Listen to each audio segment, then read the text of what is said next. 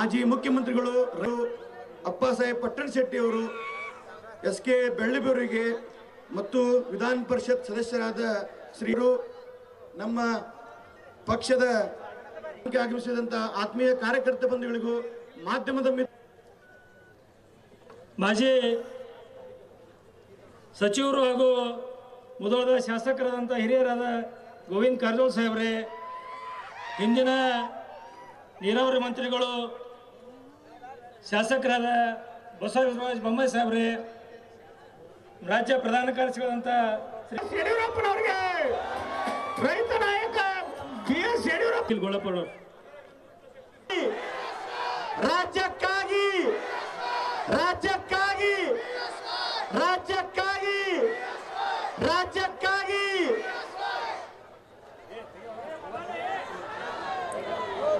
ಸನ್ಮಾನ್ಯ BS ಯಡಿಯೂರಪ್ಪ ಸಾಹೇಬರು ವೇದಿಕೆಗೆ ಆಗಮಿಸಿದ್ದಾರೆ. BS ಯಡಿಯೂರಪ್ಪನವರಿಗೆ ಮುಂದಿನ ಮುಖ್ಯಮಂತ್ರಿ BS ಒಂದು ಹಿಂದುತ್ವ ತುಂಬಿ ತುಳುಕುತ್ತಲ್ಲ, ಅದು ನೋಡಿ ರೋಮಾಂಚನ ಆಗತ್ತೆ. ಆಗಬೇಕು ನಮಗೆ. ಯಡಿಯೂರಪ್ಪನವರು ಹಿಂದುಳಿದ ವರ್ಗದ ನಾಯಕ, ಹಿಂದುಳಿದ ನನ್ನ ಅನಿಸಿಕೆ. ಇದೊಂದು ಅವಕಾಶ ನಮಗೆಲ್ಲ ಪರಿವರ್ತನೆ ಯಾತ್ರೆ ಮಾಡಿಕೊಟ್ಟಂತ ನೀವೆಲ್ಲರೂ ಕೂಡ ಎಚ್ಚೆತ್ಕೊಳ್ಳಿ. ಮೊದಲು ನಾವು ಉಳಿಬೇಕಲ್ಲ ಇಲ್ಲಿ.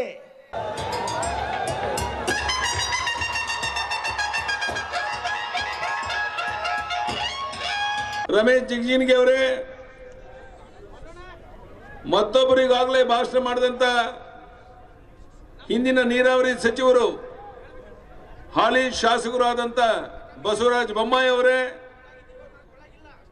ಇನ್ನೊಬ್ಬ ಹಿರಿಯ ನಾಯಕರಾದಂತ ಗೋವಿಂದ ಕಾರಜೋಳ ಅವರೇ, ತಮ್ಮ ಸುಮ್ಮನೆ ಇರೋ, ಸುಮ್ಮನೆ ಇರೋಣ, ಗೋವಿಂದ ಕಾರಜೋಳ ಅವರೇ,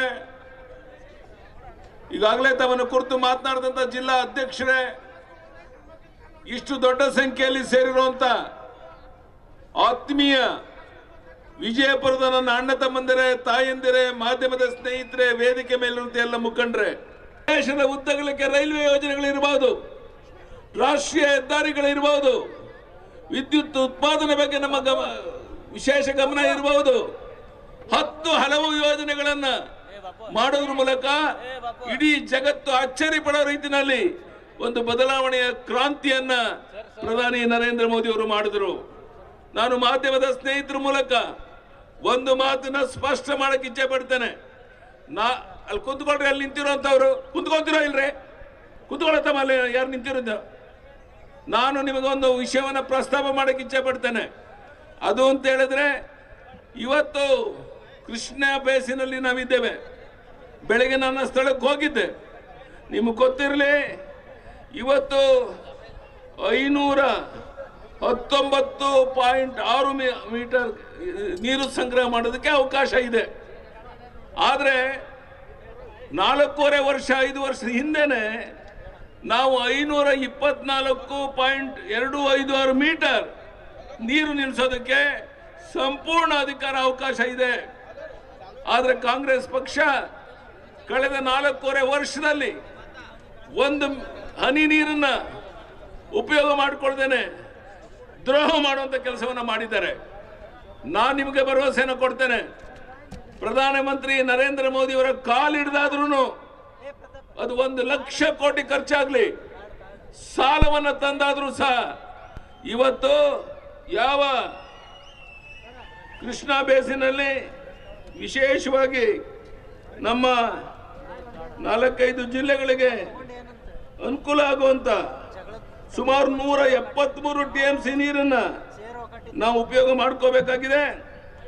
ಇದನ್ನ ವಿಶೇಷವಾಗಿ ವಿಜಯಪುರ, ಬಾಗಲಕೋಟೆ, ಕೊಪ್ಪಳ, ಗದಗ, ಸ್ವಲ್ಪ ಭಾಗ ರಾಯಚೂರು, ಈ ಭಾಗಕ್ಕೆ ಎಲ್ಲ ಭೂಮಿಗಳಿಗೆ ನಾವು ನೀರು ಕೊಡಕ್ಕೆ ಸಾಧ್ಯ ಇದೆ. ಆದರೆ ಈ ಸರ್ಕಾರ, ನಾನು ಕೇಳ್ತೇನೆ ಈ ರಾಜ್ಯದ ಮುಖ್ಯಮಂತ್ರಿ ಸಿದ್ದರಾಮಯ್ಯನವ್ರನ್ನ, ನಿಮ್ಮ ಜಿಲ್ಲೆಯವರೇ ನೀರಾವರಿ ಸಚಿವ, ಏನ್ರಿ ಹೆಸರು ಗೊತ್ತಿದೆಯಾ? ಎಂ ಬಿ ಪಾಟೀಲ್, ನಾನು ನಿನ್ನ ಕ್ಷೇತ್ರಕ್ಕೆ ಬರ್ತೇನೆ ನಾಳೆ ಇಲ್ಲ ನಾಡ್ದು. ಎಂ ಬಿ ಪಾಟೀಲ್ ರೇ, ನಿನ್ನ ಬಣ್ಣವನ್ನ ಬಯಲು ಮಾಡ್ತೇನೆ. ನಿಮ್ಮನ್ನ ಅಷ್ಟು ಸುಲಭವಾಗಿ ಬಿಡೋದಿಲ್ಲ. ಏನ್ ಹೇಳಿದ್ದೀರಾ ನೀವು? ಯಡಿಯೂರಪ್ಪನವರ ಹಗರಣಗಳನ್ನ ನಾನು ಬಯಲು ಮಾಡ್ತೇನೆ. ಮಾಡು, 24 ಗಂಟೆಯಲ್ಲಿ ಬಯಲು ಮಾಡು. ನಾನು ಉತ್ತರ ಕೊಡಕ್ಕೆ ಸಿದ್ಧ ಇದ್ದೇನೆ. ಅತ್ಯಂತ ಪ್ರಾಮಾಣಿಕವಾಗಿ ಆಡಳಿತ ನಡೆಸಿದ್ದೇವೆ. ಎಂ ಬಿ ಪಾಟೀಲ್ರೇ, ನಿಮ್ಮ ಯೋಗ್ಯತೆಗೆ ಕೃಷ್ಣಾ ಬೇಸಿನಲ್ಲಿ ವಿಜಯಪುರದ ಈ ಭಾಗದಲ್ಲಿ ನೀನೇ ಒಬ್ಬ ನೀರಾವರಿ ಸಚಿವನಾಗಿ ಇವತ್ತು ಮುಖ್ಯಮಂತ್ರಿಗೆ ಒತ್ತಾಯ ಮಾಡಿ ಹಣಕಾಸಿನ ನೆರವನ್ನು ಪಡೆದು ಈ ನೀರಾವರಿ ಯೋಜನೆಗಳನ್ನ ಯಾಕೆ ಪೂರ್ಣ ಮಾಡಲಿಲ್ಲ? ಈ ಭಾಗದ ರೈತರ ಪರವಾಗಿ ನೀ ಬದುಕಿದ್ಯೋ ಸತ್ತಿದ್ಯೋ ಅಂತ ಕೇಳಕ್ಕೆ ನಾನು ಇಚ್ಛೆ ಪಡ್ತೇನೆ. ಬಂಧುಗಳೇ, ನಮ್ಮ ನಡೆ ಕೃಷ್ಣೆಯ ಕಡೆಗೆ. ಮುಖ್ಯಮಂತ್ರಿ ಸಿದ್ದರಾಮಯ್ಯ, ಎಂ ಬಿ ಪಾಟೀಲ್ ಏನ್ ಹೇಳಿದ್ರು? ನಮ್ಮ ನಡೆ ಕೃಷ್ಣೆಯ ಕಡೆಗೆ ಪಾದಯಾತ್ರೆ. ಏನಾಯ್ತು? 10,000 ಕೋಟಿ ಖರ್ಚು ಮಾಡ್ತೇನೆ ಪ್ರತಿ ವರ್ಷ ಅಂತ ಬೊಗಳಿದ್ರಲ್ಲ. 5 ವರ್ಷಕ್ಕೆ 50,000 ಕೋಟಿ ಖರ್ಚು ಮಾಡಬೇಕಾಗಿತ್ತು. ನಿಮ್ಮ ಯೋಗ್ಯತೆಗೆ 650-700 ಕೋಟಿ ಖರ್ಚು ಮಾಡಿಲ್ಲ. ನಾಚಿಕೆ ಆಗಬೇಕಾಗಿತ್ತು. ನೀವು ಅಧಿಕಾರದಲ್ಲಿ ಮುಂದುವರಿಯುವಂತ ನೈತಿಕ ಹಕ್ಕಿದೆಯಾ ಅಂತ ನಾನು ಕೇಳಕ್ಕೆ ಇಚ್ಛೆ ಪಡ್ತೇನೆ. ಜನಹಿತವನ್ನ ಸಂಪೂರ್ಣ ಮರೆತು ಒಂದು ರೀತಿ ತಗೊಳಕ್ ದರ್ಬಾರ್ ಮಾಡ್ತಿರುವಂತ ನೀವು, ನಿಮ್ಮ ಕಾಲ ಮುಗ್ದಿದೆ. ಇನ್ನು 3 ತಿಂಗಳಿಗೆ ಮನೆಗೆ ಹೋಗ್ತೀರಾ. ನಾನು ಅದ್ರ ಬಗ್ಗೆ ಹೆಚ್ಚು ಮಾತನಾಡಕ್ಕೆ ಇಷ್ಟಪಡೋದಿಲ್ಲ. ಆದರೆ ಒಂದು ಎಚ್ಚರಿಕೆಯನ್ನು ಸಿದ್ದರಾಮಯ್ಯನವ್ರಿಗೆ, ಎಂ ಬಿ ಪಾಟೀಲ್ ಕೊಡಕ್ಕೆ ಇಚ್ಛೆ ಪಡ್ತೇನೆ. ನೀವೇನೇನು ಹಗರಣಗಳನ್ನ ಮಾಡಿದ್ದೀರಾ, ಅಧಿಕಾರಕ್ಕೆ ಬಂದ 24 ಗಂಟೆನಲ್ಲಿ ಸಮಗ್ರ ತನಿಖೆ ಮಾಡಿ ಅದಕ್ಕೆ ಯಾವ ರೀತಿ ನಿಮಗೆ ಕ್ರಮವನ್ನು ತಗೊಳ್ಬೇಕೋ ಅದನ್ನ ತಗೊಳ್ಳದೆ ನಾನು ಯಡಿಯೂರಪ್ಪ ಅಂತ ಹೆಸರು ಇಡಬೇಡಿ, ನೀವು ಹೆಸರು ಕರೀಬೇಡಿ. ನೀವು, ನಾನೇನು ಭರವಸೆನ ಕೊಟ್ಟಿದ್ದೇನೆ. ಕೃಷ್ಣಾ ಬೇಸಿನಲ್ಲಿ ನೀರಾವರಿ ಯೋಜನೆ ಪೂರ್ಣ ಆಗಬೇಕು ಅಂತ ವಿಜಯಪುರದ ಈ ಸಾರ್ವಜನಿಕ ಸಭೆಯಲ್ಲಿ ನಿಂತು ನಾನು ಈ ಮಾತನಾಡ್ತಾ ಇದ್ದೇನೆ. ಇದು ನನ್ನ ಜವಾಬ್ದಾರಿ. ನಾವು ಅಧಿಕಾರಕ್ಕೆ ಬಂದ 24 ಗಂಟೆನಲ್ಲಿ ಪ್ರಧಾನಿಯವರನ್ನ ಭೇಟಿ ಮಾಡಿ, ಅಲ್ಲಿ ಕೇಂದ್ರದಲ್ಲಿ ಪ್ರಧಾನಿ ನರೇಂದ್ರ ಮೋದಿ ಅವರ ಸರ್ಕಾರ, ಇಲ್ಲಿ ಬಿಜೆಪಿಯ ಸರ್ಕಾರ. ನನ್ನ ಮೊದಲನೇ ಆದ್ಯತೆ ಈ ರಾಜ್ಯದ ನೀರಾವರಿ ಯೋಜನೆಗೆ ಆದ್ಯತೆಯನ್ನು ಕೊಡುವಂತಹದ್ದು, ರೈತನ ಹೊಲಕ್ಕೆ ನೀರು ಕೊಡುವಂತಹದ್ದು, ರೈತ ಬೆಳೆದಂತ ಬೆಳೆಗೆ ಒಂದು ವೈಜ್ಞಾನಿಕ ಬೆಲೆ ಕೊಡುವಂತಹದ್ದು. ಅದನ್ನು ಮಾಡಿ ಮುಗಿಸ್ತೇನೆ. ಇದು ಈ ನಾಡಿನ ಜನರಿಗೆ ನಿಮ್ಮ ಮೂಲಕ ಈ 4-5 ಜಿಲ್ಲೆಯ ನಮ್ಮ ರೈತ ಬಂಧುಗಳಿಗೆ ನಾನು ಈ ಭರವಸೆಯನ್ನು ಕೊಡ್ತಾ ಇದ್ದೇನೆ ಅನ್ನೋ ಮಾತನ್ನ ಈ ಸಂದರ್ಭದಲ್ಲಿ ನಾನು ನಿಮ್ಗೆ ಹೇಳಕ್ಕೆ ಇಚ್ಛೆ ಪಡ್ತೇನೆ. ಬಂಧುಗಳೇ, ನಮ್ಮ ಬಗ್ಗೆ ಟೀಕೆ ಮಾಡ್ತೀರಾ ಸಿದ್ದರಾಮಯ್ಯನವರೇ, ಭ್ರಷ್ಟಾಚಾರದ ಬಗ್ಗೆ ಮಾತನಾಡ್ತೀರಾ. ನಿಮ್ಮ ಮನಮೋಹನ್ ಸಿಂಗ್ 10 ವರ್ಷದಲ್ಲಿ ಮಾಡಿದ ಹಗರಣಗಳೆಷ್ಟು? ಕಾಮನ್ವೆಲ್ತ್ ಸ್ಕ್ಯಾಮ್ ಹಗರಣ, ಕಲ್ಲಿದ್ದಲು ಹಗರಣ, 2G ಸ್ಕ್ಯಾಮ್ ಹಗರಣ, ಎಷ್ಟು ಲಕ್ಷ ಕೋಟಿ ಆಯ್ತು. ಲೂಟಿ ಹಗಲು ದರೋಡೆ ಮಾಡಿದ್ರಿ. ಇವತ್ತು ಪ್ರಧಾನಮಂತ್ರಿ ನರೇಂದ್ರ ಮೋದಿಯವನ್ನ ಟೀಕೆ ಮಾಡುವಂತ ತಾಕತ್, ಹಿಮ್ಮತ್ ನಿಮ್ಗೆ ಎಲ್ಲಿಂದ ಬಂದ್ರಿ? ಒಂದು ಸಣ್ಣ ಕಳೆದ 3.5 ವರ್ಷದಲ್ಲಿ ಪ್ರಧಾನಿ ನರೇಂದ್ರ ಮೋದಿ ಅವರ ಕೇಂದ್ರ ಸರ್ಕಾರದ ಒಂದು ಸಣ್ಣ ಹಗರಣ ಬಗ್ಗೆ ನೀವು ಹೇಳಿದ್ರೆ ನಾವು ರಾಜಕೀಯ ನಿವೃತ್ತಿಯಾಗಿ ಸಿದ್ಧ ಇದ್ದೇವೆ. ಇಂಥ ಒಬ್ಬ ಪ್ರಾಮಾಣಿಕ ವ್ಯಕ್ತಿ ಈ ದೇಶದಲ್ಲಿ ಪ್ರಧಾನಿ ಆಗಿರ್ಬೇಕಾದ್ರೆ, ಇಡೀ ಜಗತ್ತೇ ಅಚ್ಚರಿಯಿಂದ ಪ್ರಧಾನಿ ನರೇಂದ್ರ ಮೋದಿಯನ್ನು ಹಾಡಿ ಹೊಗಳ್ತಾ ಇರಬೇಕಾದ್ರೆ ನೀವು ಹಗುರವಾಗಿ ಮಾತನಾಡ್ತೀರಾ? ಸಿದ್ದರಾಮಯ್ಯನವರು ಹೇಳಿದ್ರು, ಪ್ರಧಾನಿ ನರೇಂದ್ರ ಮೋದಿ ಅವರು ನನ್ನ ಕಂಡ್ರೆ ಭಯ, ನೀನೊಬ್ಬ ಬಚ್ಚ, ನಿನ್ನ ಕಂಡ್ರೆ ಭಯ ಪಡೋ ಪ್ರಶ್ನೆ ಎಲ್ಲಿ ಬರುತ್ತೆ ಸಿದ್ದರಾಮಯ್ಯನವರೇ? ಎಲ್ಲಿ ಬರುತ್ತೆ? ನಿಮ್ದೇನಿದೆ? ಹಣದ ಬಲ, ಹೆಂಡದ ಬಲ, ತೋಳ್ಬಲ, ಅಧಿಕಾರ ಬಲ, ಜಾತಿಯ ವಿಷಬೀಜ ಬಿತ್ತಿ ಅಧಿಕಾರಕ್ಕೆ ಬರಬಹುದು ಅನ್ನೋ ಭ್ರಮೆನಲ್ಲಿ ಇದ್ದೀರಾ. ವಿಜಯಪುರದ ಈ ಸಭೆಯನ್ನು ನೋಡಿ, ನಮ್ಮ ಯುವಕರನ್ನ ನೋಡಿ, ಯಾವ ರೀತಿ ಇಲ್ಲಿ ಇಷ್ಟೊತ್ತಾದರೂ ರಾತ್ರಿ 8:15 ಆದರೂ ಜನ ಕಾದು ಕುಳಿತಿದ್ದಾರೆ ಅನ್ನುವಂಥದ್ದು ನಿಮ್ಗೆಲ್ರಿಗೂ ಗಮನಕ್ಕೆ ಬರುತ್ತೆ ಅಂತ ನಾನು ತಿಳ್ಕೊಂಡಿದ್ದೇನೆ. ಬಂಧುಗಳೇ, ನಾನು ನಿಮಗೆ ಭರವಸೆಯನ್ನು ಕೊಡ್ತೇನೆ. ಕರ್ನಾಟಕ ರಾಜ್ಯವನ್ನು ಮಾದರಿ ರಾಜ್ಯವನ್ನಾಗಿ ಮಾಡೋದಕ್ಕೆ ಎಲ್ಲ ರೀತಿಯ ಅವಕಾಶಗಳಿದೆ ರೀ. ವಿಶಾಲವಾದ ಭೂಮಿ ಇದೆ, ದಟ್ಟವಾದ ಅರಣ್ಯ ಪ್ರದೇಶ ಇದೆ. ಇಲ್ಲಿ ಸಿಗೋಷ್ಟು ಖನಿಜ ಸಂಪತ್ತು ಬೇರೆ ಎಲ್ಲೂ ಸಿಗೋದಿಲ್ಲ. ಇದು ಚಿನ್ನದ ನಾಡು, ಗಂಧದ ನಾಡು, ರೇಷ್ಮೆ ಬೀಡು. ಪ್ರಾಮಾಣಿಕ ಕೈಗಳ ಕೊರತೆ. ಅದರ ಪರಿಣಾಮ ಇವತ್ತು ನಾವು ನಮ್ಮ ನಿರೀಕ್ಷೆಯಂತ ಅಭಿವೃದ್ಧಿಯನ್ನು ಮಾಡೋಕ್ಕಾಗಿಲ್ಲ. ಸ್ವಾತಂತ್ರ್ಯ ಬಂದ 70 ವರ್ಷದಲ್ಲಿ 55-60 ವರ್ಷ ಅಧಿಕಾರ ನಡೆಸಿದ ಕಾಂಗ್ರೆಸ್ನವರು ಈ ದೇಶವನ್ನು ಸರ್ವನಾಶ ಮಾಡಿಬಿಟ್ರಿ. ಇವತ್ತು ಸಿದ್ದರಾಮಯ್ಯನವರೇ, ಕಳೆದ 4.25 ವರ್ಷದಲ್ಲಿ ನೀವು ಎಷ್ಟೊಂದು ಹಗರಣಗಳನ್ನು ಮಾಡಿದ್ದೀರಾ. ಆ ಹಗರಣಗಳನ್ನು ಮುಚ್ಚಾಕೋದಕ್ಕೋಸ್ಕರ ತನಿಖೆಯನ್ನು ಪೂರ್ಣ ಮಾಡಿ ಆ ACBಯಿಂದ ಕ್ಲೀನ್ ಚೀಟ್ ಸಿಒಡಿಯಿಂದ ಕ್ಲೀನ್ ಚೀಟ್, ಯಾವ್ಯಾವುದ್ರ ಬಗ್ಗೆ ನೀವು ಕ್ಲೀನ್ ಚೀಟ್ ತಗೊಂಡಿದ್ದೀರಾ ಅದೆಲ್ಲದರ ಸಮಗ್ರ ತನಿಖೆಯನ್ನು ಮತ್ತೆ ಮಾಡಿಸ್ತೇವೆ ಸಿದ್ದರಾಮಯ್ಯನವರೇ. ಬಿಡೋದಿಲ್ಲ, ಅಷ್ಟು ಸುಳ್ಬೇಕೆ ನಿಮ್ಮನ್ನ ಬಿಡೋದಿಲ್ಲ.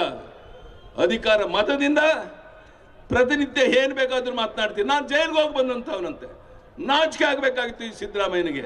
ನಿಮ್ಮ ಸೋನಿಯಾ ಗಾಂಧಿ, ನಿಮ್ಮ ರಾಹುಲ್ ಗಾಂಧಿ ಬೇಲ್ನಲ್ಲಿದ್ದಾರೆ ಅನ್ನೋದು ಗೊತ್ತಿದೆಯಾ ಸ್ವಾಮಿ? ಗೊತ್ತಿದೆಯಾ ನಿಮ್ಗೆ? ಮೋದಿ ಅವರು ಏನ್ ಹೇಳಿದ್ರು? ನಾ ಚಾ ಮಾರ್ತಿದ್ದೆ, ದೇಶ ಮಾರಲಿಲ್ಲ ಅಂತ ಹೇಳಿದ್ರು ಮೋದಿಯವರು. ದೇಶ ಮಾರಿದವರು ನೀವು, ಕಾಂಗ್ರೆಸ್ನವರು. ದೇಶವನ್ನ ಈ ದುಸ್ಥಿತಿಗೆ ತಂದಂತವರು ನೀವು. ಇವತ್ತು ಅನ್ನಭಾಗ್ಯದ ಯೋಜನೆ ಬಗ್ಗೆ ನಮ್ಮ ಅಣ್ಣ ತಮ್ಮಂದರು ಕಾರ್ಯಕ್ರಮದಲ್ಲಿ ಕೈ ಜೋಡಿಸಿ ಪ್ರಾರ್ಥನೆ ಮಾಡ್ತೇನೆ. ಬಡವರಿಗೆ ವಾಸ್ತವಿಕ ಸತ್ಯ ಸಂಗತಿ ಗೊತ್ತಿಲ್ಲ. ಇವು ಕುಂತಲ್ಲಿ ನಿಂತಲ್ಲಿ ಮಾತಾಡೋದಿಲ್ಲ. 32 ರೂಪಾಯಿ ಕೆಜಿಗೆ ಅಕ್ಕಿಯನ್ನು ಬೇರೆ ಬೇರೆ ಭಾಗದಲ್ಲಿ ಖರೀದಿ ಮಾಡಿ ಪ್ರಧಾನಿ ನರೇಂದ್ರ ಮೋದಿ ಇಲ್ಲಿಗೆ 3 ರೂಪಾಯಿ ಕಳಿಸ್ತಾ ಇದ್ದಾರೆ ಕರ್ನಾಟಕಕ್ಕೆ. 22 ರೂಪಾಯಿ ಕೆಜಿಗೆ ಗೋಧಿಯನ್ನು ಖರೀದಿ ಮಾಡಿ ಇಲ್ಲಿಗೆ 2 ರೂಪಾಯಿ ಕಳಿಸ್ತಾ ಇದ್ದಾರೆ. ಅಕ್ಕಿಗೆ 29 ರೂಪಾಯಿ ನರೇಂದ್ರ ಮೋದಿ ಅವ್ರದ್ದು, ಗೋಧಿಗೆ 20 ರೂಪಾಯಿ ನರೇಂದ್ರ ಮೋದಿ ಅವ್ರದ್ದು. ಸಿದ್ದರಾಮಯ್ಯಂದು 3 ರೂಪಾಯಿ ಅಕ್ಕಿಗೆ, 2 ರೂಪಾಯಿ ಗೋಧಿಗೆ. ಬೋರ್ಡ್ ಯಾರ್ದು? ಸಿದ್ದರಾಮಯ್ಯಂದು, ಸಿದ್ದರಾಮಯ್ಯನ ಬೋರ್ಡು. ಇದನ್ನ ನ್ಯಾಯ ಬೆಲೆ ಅಂಗಡಿ ಮುಂದೆ ಬೋರ್ಡ್ ಹಾಕ್ಬೇಕಲ್ಲ. ನಮ್ಮ ಕಾರ್ಯಕರ್ತರು ಕುಂತಲ್ಲಿ ನಿಂತಲ್ಲಿ ಇದು ಪ್ರಧಾನಿ ನರೇಂದ್ರ ಮೋದಿ ಅವರ ಕೇಂದ್ರ ಸರ್ಕಾರದ ಯೋಜನೆ ಅಂತ ಹೇಳ್ಬೇಕಲ್ಲಪ್ಪ ನೀವು.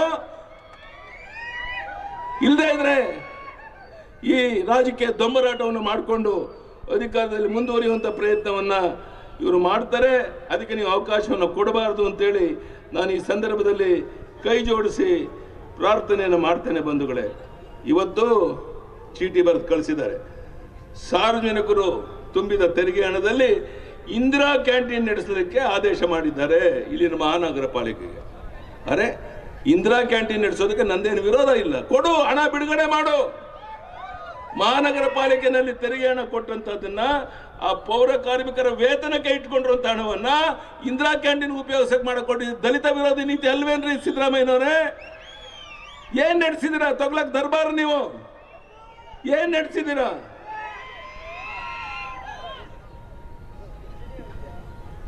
ನಮ್ಮ ಸರ್ಕಾರ ಇದ್ದಾಗ ಕಲಬುರಗಿಯಲ್ಲಿ ವಿಶೇಷ ಕ್ಯಾಬಿನೆಟ್ ಮೀಟಿಂಗ್ ಮಾಡಿ ವಿಜಯಪುರಕ್ಕೆ 100 ಕೋಟಿ ಅಭಿವೃದ್ಧಿಗಾಗಿ ಕೊಟ್ಟು ಏನೆಲ್ಲ ಸವಲತ್ತನ್ನು ಕೊಟ್ಟಿದ್ದೇವೆ. ನಮ್ಮ ಕಾಲದಲ್ಲಿ ವಿಜಯಪುರದ ಅಭಿವೃದ್ಧಿಗಾಗಿ ನಾವೇನೇನು ಸವಲತ್ತು ಕೊಟ್ಟಿದ್ದೇವೆ ದೊಡ್ಡ ಪಟ್ಟಿಯನ್ನೇ ನಮ್ಮ ಇಲ್ಲಿ ಮಾಜಿ ಶಾಸಕರು ಹೇಳಿದ್ದಾರೆ. ನಾನು ಪುನರಪಿ ಅದನ್ನು ಹೇಳಕ್ಕೆ ಇಚ್ಛೆ ಪಡೋದಿಲ್ಲ. ನಿಮ್ಮ ಕೊಡುಗೆ ಏನು? ನಿಮ್ಮ ಕೊಡುಗೆ ಏನು? ಕಳೆದ 4.5 ವರ್ಷದಲ್ಲಿ ನಗರದ ಹೃದಯ ಭಾಗದಲ್ಲಿ ಸುಮಾರು 1400 ಆಸ್ತಿಗಳು ತಾಂತ್ರಿಕವಾಗಿ ಸರ್ಕಾರದ ಆಗಿದ್ದು ತಲೆತಲಾಂತರದಿಂದ ನೀವು ಅಲ್ಲಿ ವಾಸ ಮಾಡ್ತಿದ್ದೀರಾ, ಆದರೆ ಮಾಲೀಕರಾಗಿಲ್ಲ. ನಮ್ಮ ಸರ್ಕಾರ ಇದ್ದಾಗ ನಿಮಗೆ ಕಾಯ ಮಾಡೋಕ್ಕೆ ಪ್ರಯತ್ನ ಮಾಡಿದ್ದೆ, ಇನ್ನೂ ಕೆಲವು ಆಗಿಲ್ಲ, ಅದನ್ನು ಮಾಡಿಕೊಡ್ತೇನೆ ಅನ್ನೋದು ಭರವಸೆಯನ್ನ ಮಾಡಿದ್ದೋ, ಇನ್ನೂ ಕೆಲವು ಉಳಿದಿದ್ದಾವೆ, ಅದನ್ನು ಮಾಡಿಸ್ಕೊಡ್ತೇನೆ ಅನ್ನೋ ಭರವಸೆಯನ್ನ ಈ ಸಂದರ್ಭದಲ್ಲಿ ನಾನು ನಿಮಗೆ ಕೊಡ್ತಾ ಇದ್ದೇನೆ. ಇಲ್ಲಿ ಕೆಲವು ಸಂಘ ಸಂಸ್ಥೆಯವರು ಕೆಲವು ವಿಷಯಗಳನ್ನು ಹೇಳಿದ್ದಾರೆ. ಇಲ್ಲಿ ಸರ್ಕಾರಿ ಮೆಡಿಕಲ್ ಕಾಲೇಜ್ ಮತ್ತು ಸೂಪರ್ ಸ್ಪೆಷಾಲಿಟಿ ಆಸ್ಪತ್ರೆ ನಗರಕ್ಕೆ ಮಂಜೂರು ಮಾಡಿಸ್ಕೊಡಿ ಅಂತ ನಾನು ಅದ ಕಡೆ ಗಮನವನ್ನು ಕೊಡ್ತೇನೆ. ನಾನು ಮುಖ್ಯಮಂತ್ರಿ ಆಗಿದ್ದಾಗ ಮಂಜೂರಾದ ವಿಮಾನ ನಿಲ್ದಾಣ ಇನ್ನೂ ನೆನೆಗುದಿಗೆ ಬಿದ್ದಿದೆ ಅಂತ ಹೇಳಿದ್ದಾರೆ. ಇಲ್ಲಿ ವಿಮಾನ ನಿಲ್ದಾಣ ಆದರೆ ಕೈಗಾರಿಕೆಗಳು ಪ್ರಾರಂಭ ಆಗುತ್ತೆ. ವಿಮಾನ ನಿಲ್ದಾಣ ಶ್ರೀಮಂತರು ಓಡಾಟ ಮಾಡೋಕ್ಕೋಸ್ಕರ, ವಿಮಾನಕ್ಕೋಸ್ಕರ ಅಲ್ಲ. ಕೈಗಾರಿಕೋದ್ಯಮಿಗಳಿಗೆ ಟೈಮ್ ಬೇಕು, ಅವ್ರಿಗೆ ಬಿಡು ಬರಬೇಕಾದ್ರೆ. ಅದಕ್ಕಾಗಿ ವಿಮಾನ ನಿಲ್ದಾಣದ ಅಗತ್ಯ ಇದೆ. ಅದನ್ನು ಪೂರ್ಣ ಮಾಡಿಕೊಡೋ ಜವಾಬ್ದಾರಿ ನಾನು ತಗೊಂತೇನೆ. ಅದರ ಬಗ್ಗೆ ಯಾವುದೇ ಅನುಮಾನ ಬೇಡ ಅನ್ನುವಂಥ ಭರವಸೆಯನ್ನ ನಾನು ನಿಮಗೆ ಕೊಡ್ತೇನೆ. ಅದೇ ರೀತಿ ವಿಜಯಪುರದಲ್ಲಿ ಅನೇಕ ರೀತಿಯ ಸಮಸ್ಯೆಗಳಿದೆ ಅಂತ ಹೇಳಿದ್ದಾರೆ. ಈ ಟ್ರೈನ್ ನಂಬರ್ ಈ ಮುಂಬೈ ಸೋಲಾಪುರ ನಡುವೆ ಸಂಚರಿಸ್ತಾ ಇದ್ದು, ಆ ರೈಲು ಮುಂಬೈಯಿಂದ ಬೆಳಗ್ಗೆ 5:30ಕ್ಕೆ ಸೋಲಾಪುರಕ್ಕೆ ಆಗಮಿಸಿ ಸುಮಾರು 16 ತಾಸು ಸೋಲಾಪುರದಲ್ಲಿ ರಿಕಾಮಿ ನಿಲ್ಲುತ್ತೆ. ಆ ರೈಲನ್ನು ವಿಜಯಪುರ ಮಾರ್ಗವಾಗಿ ಗದಗವರೆಗೆ ವಿಸ್ತರಿಸೋದಕ್ಕೆ ಸೆಂಟ್ರಲ್ ರೈಲ್ವೆ ಮುಂದೆ ನೈಋತ್ಯ ರೈಲು ವಲಯವನ್ನು ಒಪ್ಪಿಸಲಾಗಿದ್ದು, ಆ ನಮ್ಮ ಪ್ರಸ್ತಾವನೆಗೆ ರೈಲ್ವೆ ಮಂತ್ರಿಗಳಾದ ಪಿಯೂಷ್ ಗೋಯಲ್ ಅವರಿಗೆ ನಮ್ಮ ಜಿಲ್ಲೆಯ ಕೇಂದ್ರ ಸಚಿವ ರಮೇಶ್ ಜಿಗಜಿಣಗಿ ಅವರು ಒತ್ತಾಯಿಸಿದ್ದಾರೆ. ಇದನ್ನ ರಮೇಶ್ ಜಿಗಜಿಣಗಿ ನಾವೆಲ್ಲ ಸೇರಿ ಪಿಯೂಷ್ ಗೋಯಲ್ ಹತ್ರ ಈ ವಾರನೇ ಮಾತನಾಡಿ, ಚುನಾವಣೆ ಮುಗಿಯಬೇಕಾಗಿಲ್ಲ, ಅದಕ್ಕಾಗಿ ಚುನಾವಣೆ ಬೇಕಾಗಿಲ್ಲ, ಏನು ರೈಲ್ವೆ ಯೋಜನೆ ನಿಮ್ಗೆ ಏನೇನು ಬೇಕಾಗಿದೆ ಅದನ್ನು ಮಾಡಿಸ್ಕೊಡೋ ಜವಾಬ್ದಾರಿಯನ್ನು ನಾವು ತಗೊಂತೇವೆ ಅನ್ನುವಂಥ ಭರವಸೆಯನ್ನು ಈ ಸಂದರ್ಭದಲ್ಲಿ ನಿಮಗೆ ನಾನು ಕೊಡ್ತಾ ಇದ್ದೇನೆ. ಇನ್ನು ಅನೇಕ ರೀತಿಯ ಈ ಭಾಗದ ಜ್ವಲಂತ ಸಮಸ್ಯೆಗಳಿದೆ. ಆ ಸಮಸ್ಯೆಗೆ ಪರಿಹಾರ ಹುಡುಕುವಂಥ ಪ್ರಾಮಾಣಿಕ ಪ್ರಯತ್ನ ಮಾಡ್ತೇನೆ. ಬಂಧುಗಳೇ, ಇವತ್ತು ಇಲ್ಲಿಗೆ ಬಂದಾಗ 60 ವಿಧಾನಸಭಾ ಕ್ಷೇತ್ರಗಳನ್ನು ಮುಗಿಸಿ ಇಲ್ಲಿ ಬಂದಾಗ ದೇವದುರ್ಲಭವಾದಂಥ ಒಂದು ಸ್ವಾಗತವನ್ನು ನೀವು ಕೊಟ್ಟಿದ್ದೀರಾ. ನೀವೊಂದು ಕ್ಷಣ ಯೋಚನೆ ಮಾಡಿ, ಸ್ವತಂತ್ರ ಭಾರತ ಇತಿಹಾಸದಲ್ಲಿ 224 ಕ್ಷೇತ್ರಕ್ಕೆ ಒಂದೇ ಸಮನೆ ಹೋದಂಥ ಉದಾಹರಣೆ ಈ ದೇಶದಲ್ಲಿ ಇಲ್ಲ. ಯಾತಕ್ಕಾಗಿ ನಾವು ಹೋಗ್ತಾ ಇದ್ದೇನೆ? ಅಧಿಕಾರದ ಕುರ್ಚಿಗೋಸ್ಕರ ಅಲ್ಲ, ಕರ್ನಾಟಕ ರಾಜ್ಯವನ್ನು ಮಾದರಿ ರಾಜ್ಯವನ್ನಾಗಿ ಮಾಡಬೇಕು, ನೀರಾವರಿ ಯೋಜನೆಗಳನ್ನ ಪೂರ್ತಿ ಮಾಡಬೇಕು, ರೈತನ ಹೊಲಕ್ಕೆ ನೀರು ಕೊಡಬೇಕು, ರೈತ ಬೆಳೆದಂತ ಬೆಳೆಗೆ ಒಂದು ವೈಜ್ಞಾನಿಕ ಬೆಲೆ ಕೊಡಬೇಕು, ನಿರುದ್ಯೋಗ ಯುವಕರ ಸಮಸ್ಯೆಯನ್ನು ಬಗೆಹರಿಸಬೇಕು, ಟೂರಿಸಂ ಬಗ್ಗೆ ಹೆಚ್ಚು ಒತ್ತನ್ನು ಕೊಡಬೇಕು, ಅಭಿವೃದ್ಧಿಯತ್ತ ನಮ್ಮ ರಾಜ್ಯವನ್ನು ತಗೊಂಡು ಹೋಗಬೇಕು. ಗುಜರಾತ್ ಮೀರಿಸಿ ಕರ್ನಾಟಕವನ್ನು ಅಭಿವೃದ್ಧಿಯಲ್ಲಿ ಮುನ್ನಡೆಯುತ್ತ ಮೊದಲನೇ ಸ್ಥಾನಕ್ಕೆ ತಗೊಂಡು ಹೋಗಬೇಕು ಅನ್ನೋ ಸಂಕಲ್ಪ ನಿಮ್ಮ ಯಡಿಯೂರಪ್ಪಂದು. ಅದಕ್ಕಾಗಿ ನಾನು ಇಲ್ಲಿಗೆ ಬಂದಿದ್ದೇನೆ. ನೀವು ಆಶೀರ್ವಾದ ಮಾಡಿ. ನಾನು ನಿಮಗೆ ನನ್ನ ರಕ್ತದಲ್ಲಿ ಬರ್ಕೊಡ್ತೇನೆ. ನಿಮ್ಮ ಬಗ್ಗೆ ವಿಶ್ವಾಸಕ್ಕೆ ದ್ರೋಹ ಮಾಡೋದಿಲ್ಲ. ನಾವು ಅನುಭವ ಮಾಡಿದ್ದೇವೆ ರಾಜಕಾರಣದಲ್ಲಿ. ನಿಮಗೆ ಗೊತ್ತಿದೆ, ಇವತ್ತೊಂದು ಗ್ರಾಮ ಪಂಚಾಯತಿ ಅಧ್ಯಕ್ಷ ಸ್ಥಾನಕ್ಕೆ ರಾಜೀನಾಮೆ ಕೊಡಪ್ಪ ಅಂದ್ರೆ ಹಿಂದೆ ಮುಂದೆ ನೋಡ್ತಾರೆ. ನಿಮ್ಮ ಯಡಿಯೂರಪ್ಪ ಏನು ಮಾಡ್ದ? ಕುಮಾರಸ್ವಾಮಿ ನಾವು 20 ತಿಂಗಳು ಅಧಿಕಾರ ವಹಿಸ್ಕೊಂಡಿದ್ವಲ್ಲಪ್ಪ, 20 ತಿಂಗಳು ಅವರ ಅಧಿಕಾರದಲ್ಲಿ ಇದ್ದಾಗ ಮುಖ್ಯಮಂತ್ರಿ ಒಂದು ದಿನ ನಾನು ತಕರಾರು ತೆಗಿಲಿಲ್ಲ. ಆದರೆ ನಾನು ಮುಖ್ಯಮಂತ್ರಿ ಆದ 3-4-5 ದಿವಸಕ್ಕೆ ಅಪ್ಪ ಮಕ್ಕಳು ತಕರಾರು ಶುರು ಮಾಡಿದ್ರು. ನಾನೇನು ಮಾಡಿದೆ? ಒಂದು ವಾರದಲ್ಲಿ ರಾಜೀನಾಮೆ ಬಿಸಾಕಿ ನಿಮ್ಮ ಮುಂದೆ ಬಂದೆ. ಇದು ಯಡಿಯೂರಪ್ಪನಿಗೂ ಬೇರೆಯವ್ರಿಗೂ ಇರುವಂಥ ವ್ಯತ್ಯಾಸ. ನೀವು ಆಶೀರ್ವಾದ ಮಾಡಿದ್ರಿ. ಅವತ್ತು 110 ಸೀಟ್ ಗೆಲ್ಲೋದ್ರ ಬದಲಿಗೆ 130 ಸೀಟ್ ಗೆದ್ದಿದ್ರೆ ಇವತ್ತು ಭಾರತೀಯ ಜನತಾ ಪಾರ್ಟಿ ಕರ್ನಾಟಕದಲ್ಲಿ ಶಾಶ್ವತವಾಗಿ ಅಧಿಕಾರದಲ್ಲಿ ಇರ್ತಾ ಇತ್ತು. ಆದ್ರಿಂದ ನಾನು ಮತ್ತೆ ಮತ್ತೆ ಮತ್ತೆ ನಿಮ್ಮನ್ನು ಕೈ ಜೋಡಿಸಿ ಪ್ರಾರ್ಥನೆ ಮಾಡ್ತಂಥದ್ದು, ವಿಜಯಪುರದ ಎಲ್ಲ ವಿಧಾನಸಭಾ ಕ್ಷೇತ್ರನ ಗೆಲ್ಲಿಸುವಂಥ ಶಕ್ತಿ ನಿಮಗೆ ವೇದಿಕೆ ಮೇಲಿರುವಂಥ ಮುಖಂಡರಿಗಿದೆ. ನೀವು ಆಶೀರ್ವಾದ ಮಾಡಬೇಕು. ಪ್ರತಿ ಬೂತ್ಗಳನ್ನು ಬಲಪಡಿಸಿ ಭಾರತೀಯ ಜನತಾ ಪಾರ್ಟಿಯನ್ನು ಗೆಲ್ಲಿಸೋ ಜವಾಬ್ದಾರಿ ನೀವು ತಗೊಳ್ಳಿ. ಕರ್ನಾಟಕ ರಾಜ್ಯವನ್ನು ಅಭಿವೃದ್ಧಿ ಪಥದಲ್ಲಿ ತಗೊಂಡೋಗುವಂಥ ಜವಾಬ್ದಾರಿಯನ್ನು ನಾ ತಗೊಂತೇನೆ ಅನ್ನೋ ಭರವಸೆ ನಾನು ಕೊಡ್ತಾ ಇದ್ದೇನೆ. ಇಷ್ಟು ದೊಡ್ಡ ಪ್ರಮಾಣದಲ್ಲಿ ಯುವಕರು ಬಂದಿದ್ದೀರಾ. ಬಹುಶಃ ಪ್ರಧಾನಿ ನರೇಂದ್ರ ಮೋದಿ ಅವರು ನಂಬಿರುವಂತಹದ್ದು ಯುವಕರ ಬಗ್ಗೆ 60% ಯುವಕರು ಅಂತ ನೀವು ಮನಸ್ಸು ಮಾಡಿದ್ರೆ ಕ್ರಾಂತಿಕಾರಿ ಬದಲಾವಣೆ ಮಾಡೋಕ್ಕೆ ಸಾಧ್ಯ ಇದೆ.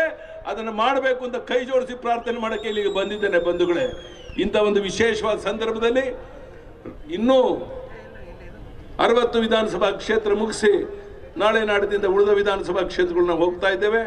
ನನಗೆ ವಿಶ್ವಾಸ ಇದೆ, ಕರ್ನಾಟಕ ರಾಜ್ಯದಲ್ಲಿ ನಾನು ಕಳೆದ ಸುಮಾರು 45 ವರ್ಷದಿಂದ ಓಡಾಟ ಮಾಡ್ತಾ ಇದ್ದೇನೆ. ಈ ರೀತಿ ದೇವದುರ್ಲಭವಾದಂತಹ ಸ್ವಾಗತ ಹಿಂದೆಂದೂ ನಾನು ನೋಡಿರಲಿಲ್ಲ. ನಿಮ್ಮ ಪ್ರೀತಿ ವಿಶ್ವಾಸಕ್ಕೆ ನಾನು ಋಣಿಯಾಗಿದ್ದೇನೆ. ಅತ್ಯಂತ ಪ್ರಾಮಾಣಿಕವಾಗಿ ನಿಮ್ಮೆಲ್ಲರ ಅಪೇಕ್ಷೆ ಏನಿದೆ, ಕರ್ನಾಟಕ ರಾಜ್ಯ ಮಾದರಿ ರಾಜ್ಯ ಆಗಬೇಕು ಅಂತ, ಅದನ್ನು ಮಾಡೋಕ್ಕೆ ನಾನು ಸಂಕಲ್ಪವನ್ನು ತೊಟ್ಟಿದ್ದೇನೆ. ಪ್ರಧಾನಿ ನರೇಂದ್ರ ಮೋದಿ ಅವರ ಆಶೀರ್ವಾದ ಇದೆ. ಪ್ರಧಾನಿಯವರ ಅಪೇಕ್ಷೆ ಏನು? ಕಾಂಗ್ರೆಸ್ ಮುಕ್ತ ಭಾರತ ಆಗಬೇಕು ಅನ್ನುವಂಥದ್ದು. ಕಾಂಗ್ರೆಸ್ ಮುಕ್ತ ಭಾರತ ಆಗಬೇಕು ಅಂದ್ರೆ ಕಾಂಗ್ರೆಸ್ ಮುಕ್ತ ಕರ್ನಾಟಕ ಆಗಬೇಕು.